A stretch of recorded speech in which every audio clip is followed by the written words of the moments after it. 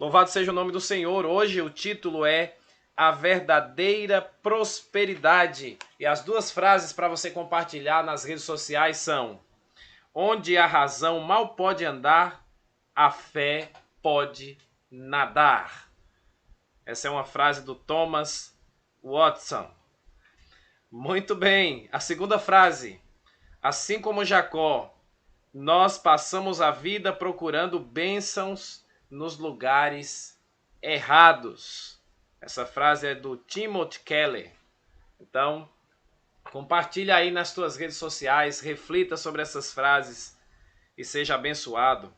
Convido a você a abrir sua Bíblia em Daniel capítulo 3, versículo 14 e 15. Estou aqui com a minha Bíblia na mão, ó. Daniel capítulo 3,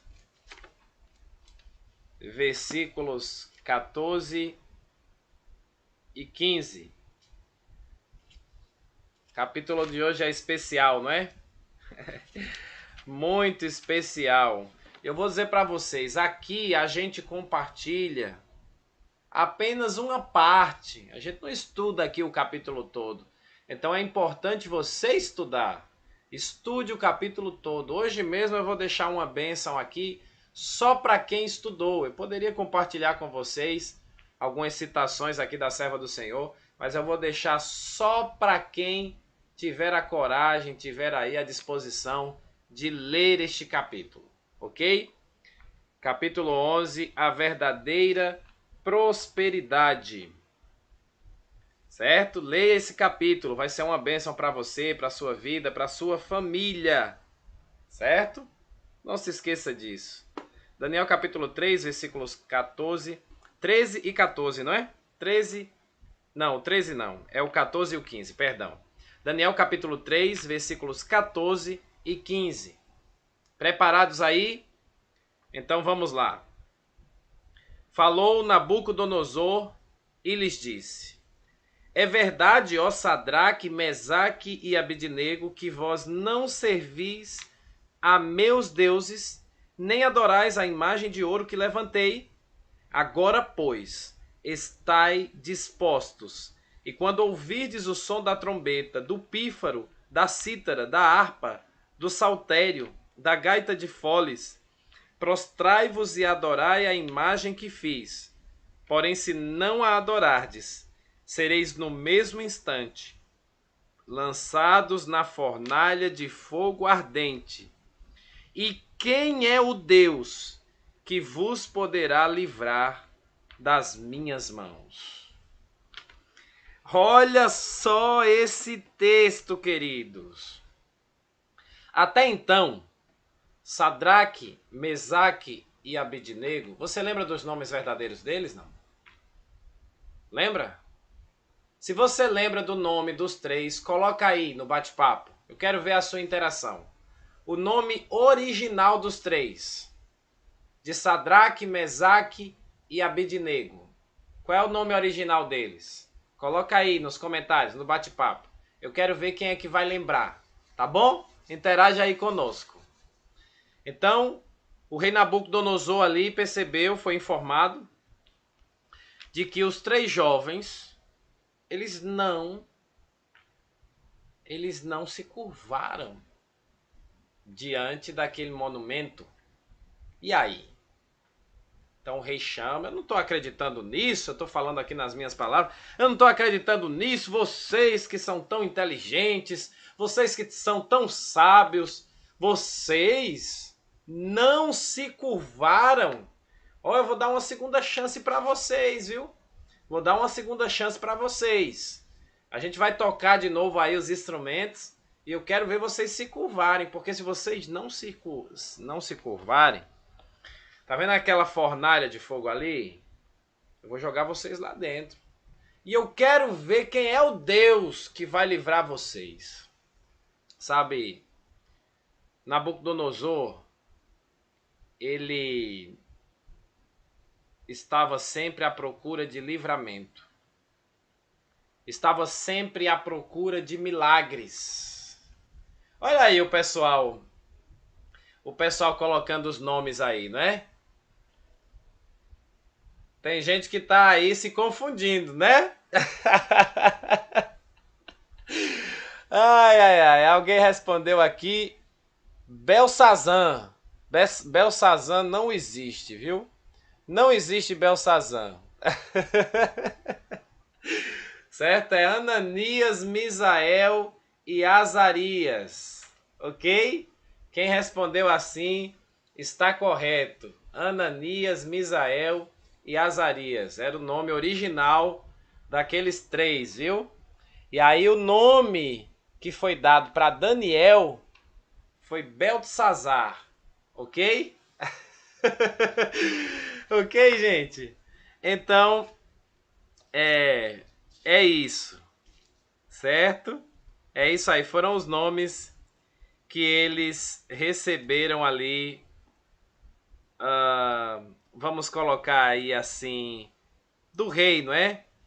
Os nomes deles foram mudados, mas nós sabemos que o caráter deles não foi mudado, certo? Em um dos capítulos aqui, eu estava tentando localizar esse capítulo. Pronto, capítulo 5, certo? No capítulo 5 do livro, eu estou colocando aqui.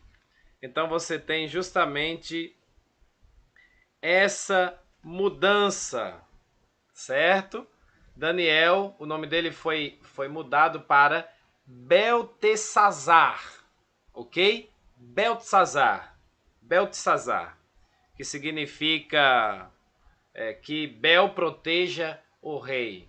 Então alguém se confundiu aí, mas não se preocupe não, viu? Todos nós aqui estamos aprendendo, todos nós estamos aprendendo e às vezes a gente se confunde mesmo. Diz que o errar é do homem, não é? A gente erra, né? Nós somos errantes, mas estamos sempre aprendendo e crescendo. Então, os nomes ali dos três eram Ananias, Azarias e Misael, ok? Isso aí. Esses três foram desafiados, um grande desafio. Às vezes a gente se esquece, né, gente? De como aquela prova ali, ela foi difícil. E eu falava que o rei Nabucodonosor, ele procurava deuses de milagres, deuses de provisão, deuses de livramento.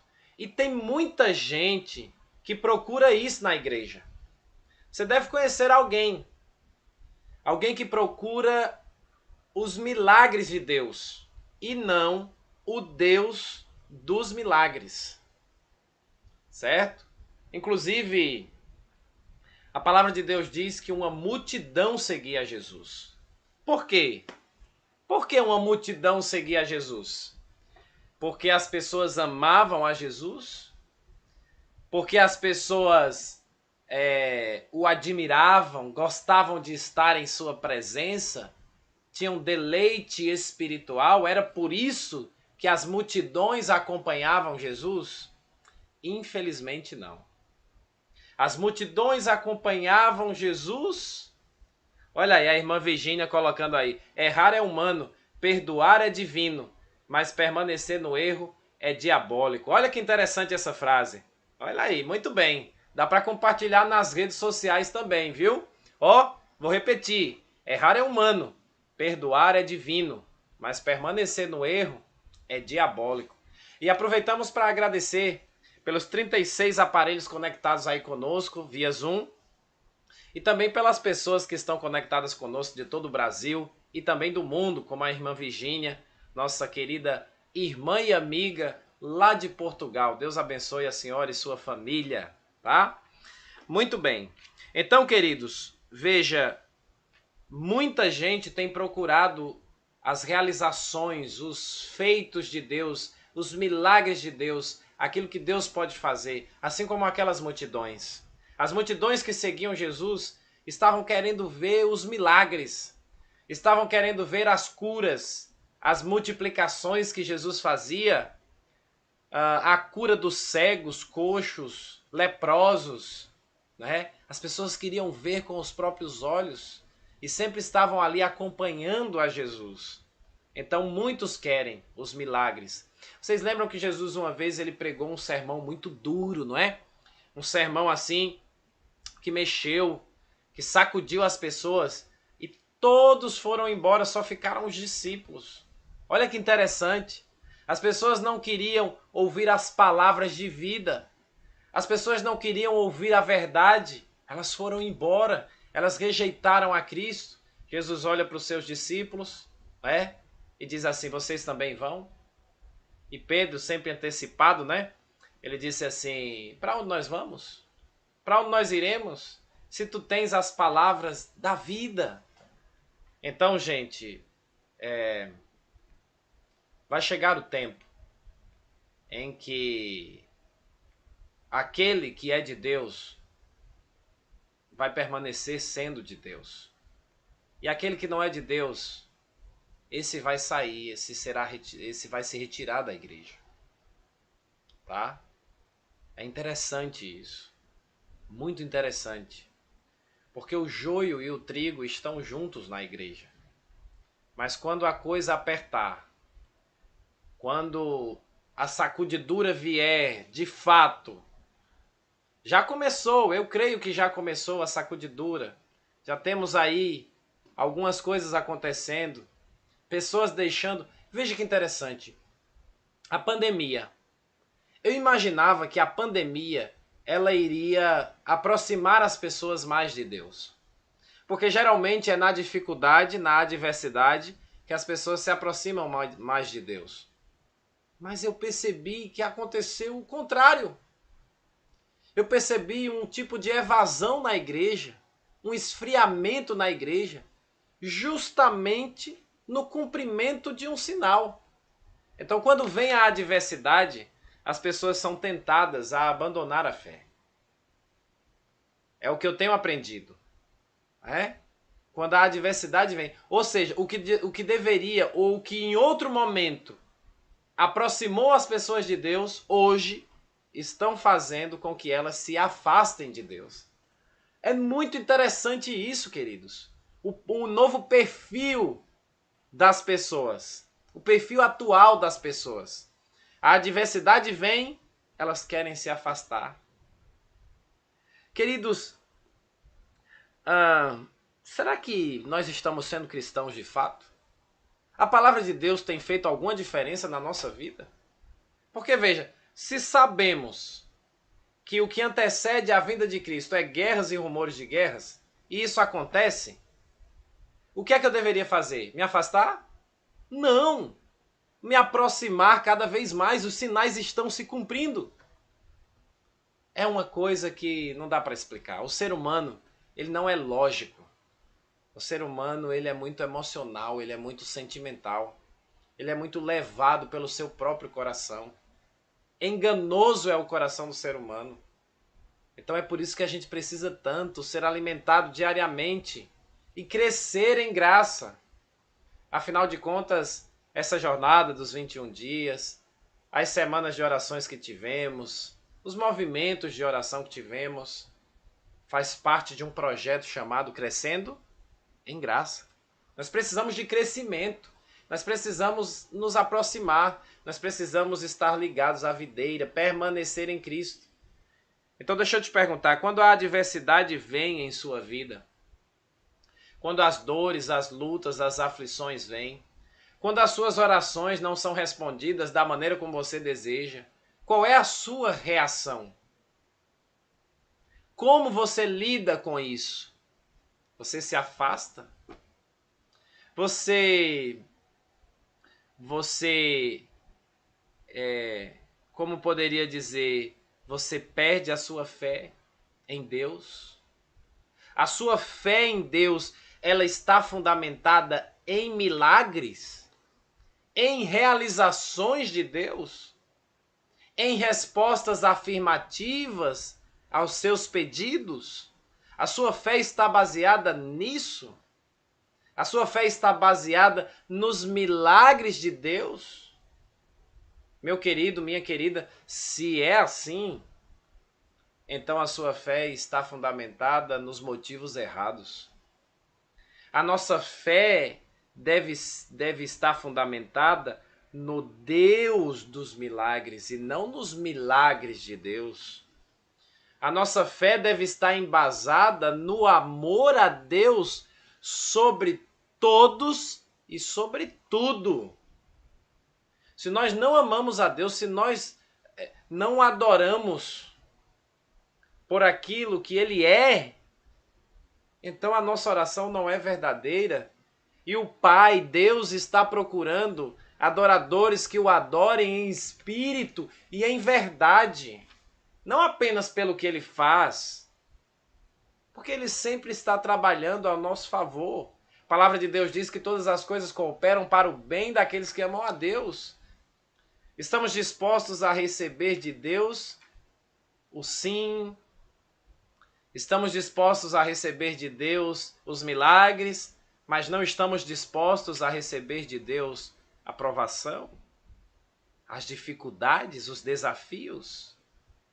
Oh, queridos, se nós queremos alcançar o extraordinário, muitas vezes é preciso passar por momentos difíceis, por momentos de luta, de provação, de dificuldade, tá? Não se esqueça disso. É possível que eu esteja falando aqui para pessoas que estão justamente passando por momentos de provação, por momentos de espera. E como é difícil esperar, não é? Como é difícil esperar. Nós queremos as coisas rapidamente. Nós somos imediatistas. Oh, querido, aprenda a esperar em Deus. E sabe, diferentemente de Nabucodonosor, não tem uma fé como a de Nabucodonosor. Tem uma fé como a de Ananias, Azarias e Misael. Tem uma fé como eles. A fé deles estava no Deus, que apesar de poder livrá-los da fornalha, independente disso, eles teriam a fidelidade deles inabalável. Então nós temos dois pontos aqui importantes a destacar. O Deus de Israel é capaz de livrar e socorrer? Certamente. O nosso Deus tudo pode. Ele pode te socorrer, Ele pode te livrar, Ele pode te libertar. Nosso Deus tudo pode. A questão é essa a vontade dEle? Nós precisamos nos submeter à vontade dEle. E a fala daqueles três em Babilônia foi justamente essa. Olha, se Deus quiser, Ele pode nos livrar. Mas se Ele não quiser, fique sabendo, ó Rei, que nós não nos curvaremos em relação a este monumento que o Senhor construiu, porque a nossa fidelidade é inabalável ao nosso Deus. E aí está o segundo ponto. Nós não o servimos por causa do livramento, mas por Ele ser o nosso Deus. Eu quero mencionar, já mencionei aqui, mas eu quero mencionar novamente a música do Arauto do Rei que diz assim: Senhor, te louvo pelo que tu és, e não por feitos poderosos de tuas mãos. E eu queria, para encerrar aqui, citar o profeta Abacuque. Ele expressou a mesma ideia num maravilhoso hino que está escrito lá em Abacuque, capítulo 3, versículos 17 e 18. Por favor, acompanhe. Ainda que a figueira não floresça, nem haja fruto na videira, ainda que a colheita da oliveira decepcione, e os campos não produzam mantimento, ainda que as ovelhas desapareçam do aprisco, e nos currais não haja mais gado, mesmo assim, eu me alegro no Senhor e exulto no Deus da minha salvação. Abacuque estava escrevendo para pessoas que viviam do pastoreio, da agricultura. E ele diz para as pessoas, ainda que a figueira não floresça. Sabe, tem muita gente que não sabe disso, mas a figueira, ela, depois que todas as árvores elas já tinham perdido as suas folhas, certo? Por ocasião ali do outono. A figueira permanecia com as folhas, permanecia florescendo. Então, Abacuque estava dizendo, olha, ainda que a figueira não floresça, nem haja fruto na videira. Ele dizia, olha, ainda que as ovelhas desapareçam do aprisco e nos currais não haja gado. E o pior, quando ele disse isso, essas coisas realmente estavam acontecendo. Não era só teórico, era prático. Abacuque estava falando de uma realidade. Aquilo estava acontecendo. Era a realidade naquele momento. Tudo havia falhado. Ele disse, ainda assim, eu me alegro no Senhor e exulto no Deus da minha salvação. Será que você consegue na hora da prova, na hora da angústia, na hora da dificuldade, na hora da aflição? Será que você consegue dizer, eu me alegro no Senhor? Porque a minha fidelidade a Ele não é por aquilo que Ele faz, não é pelos momentos bons, não é pelos momentos felizes. A minha fidelidade a Ele é inabalável. Talvez eu esteja falando com pessoas aqui que ainda não têm essa fé inabalável no Senhor, mas desejam ter. Então eu quero fazer um primeiro convite, eu quero orar agora. E o primeiro convite que eu quero fazer é, se você não tem essa fé, a fé daqueles 3 em Babilônia, que preferiram ser queimados a adorar outros deuses, que estavam dispostos, melhor dizendo, a serem queimados.